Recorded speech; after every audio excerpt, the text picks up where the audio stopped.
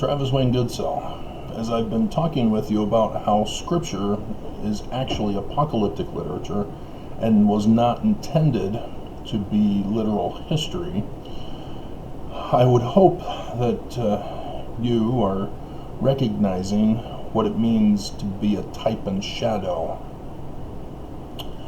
That the stories themselves are, in essence, prophecies of future events and describing signs in the heavens. As the Joseph Smith translation of Revelation chapter 12 verse 1 informs us, signs in the heavens refer to the likeness of things on the earth.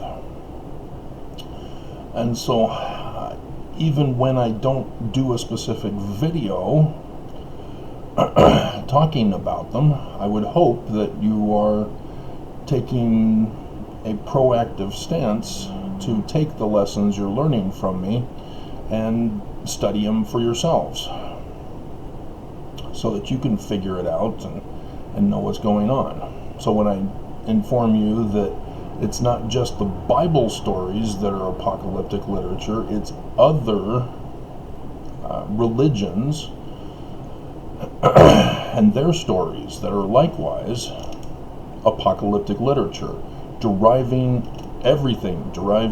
from the ancient Egyptians. So case in point, Lion King. Lion King, as people currently believe, it's an African tale, an ancient African tale. And Disney, of course, took liberties in altering the name of Simba.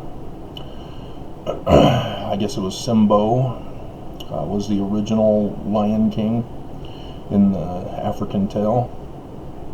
But that character originates with Horus of the Egyptians, the son of Osiris, who is murdered. Osiris then becomes Mufasa.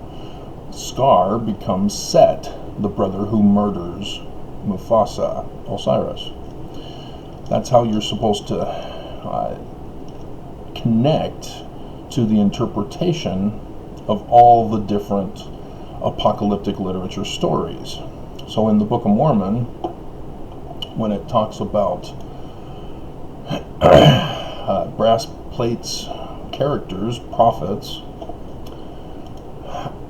referring to the latter days signs, you're supposed to know that this is apocalyptic literature and not literal history of a certain character, of which Constantine designated as an unreal historical person. Let's see, Zenock. In 1 Nephi chapter 19, verse 10, and the God of our fathers, who were led out of Egypt, out of bondage, who also were preserved in the wilderness by him. Who's that referring to? Moses. That's the superhero of all superheroes, of which all superheroes are based upon. And even that is not a literal character, a literal historical character. Moses is Horus. Pharaoh is Scar.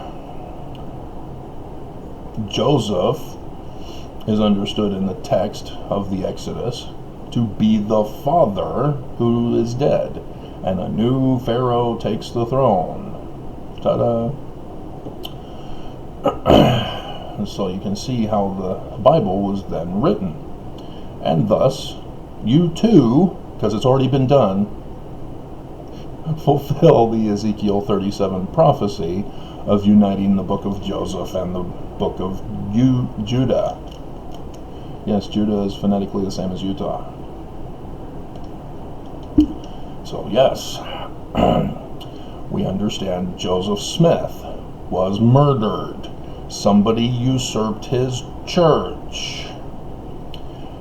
And then there's the prophecy of the man like Moses, or you might know it as the one mighty and strong. He is Horus. Joseph Smith is Mufasa. And the Scar character is the one who took Joseph's church and completely changed it. You notice in The Lion King, when Scar reports the death of Mufasa, there are no men other than the hyenas. You notice that? Polygamy.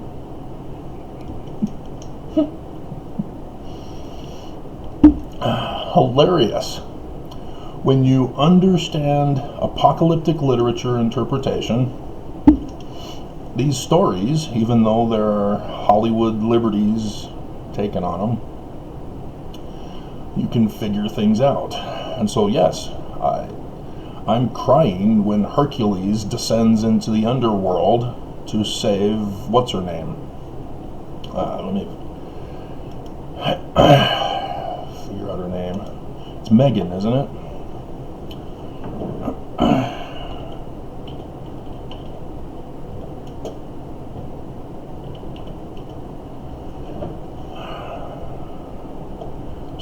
Slow, very slow. Megara. Okay, I was close. Megara. Susan Egan.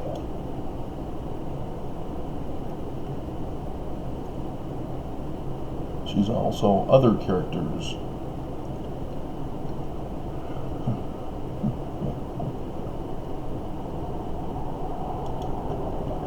Let me verify. Because I think Hades calls her Meg.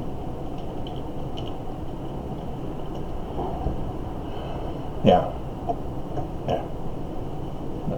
Deep auburn. Yeah. Yeah, so yeah, you don't understand it like I do. I told this to a BYU professor in the older singles ward. She didn't catch it. But yeah, Megara, Meg, is Zion, a composite of Zion, the church. Hercules is Horus. And so yes, same thing with that certain Jesus character, depending on how he's being portrayed.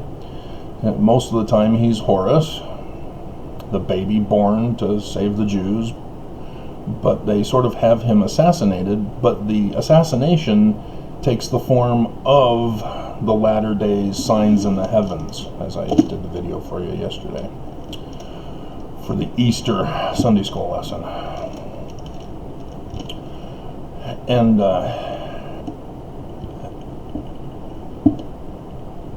And so this pretty much is it for you.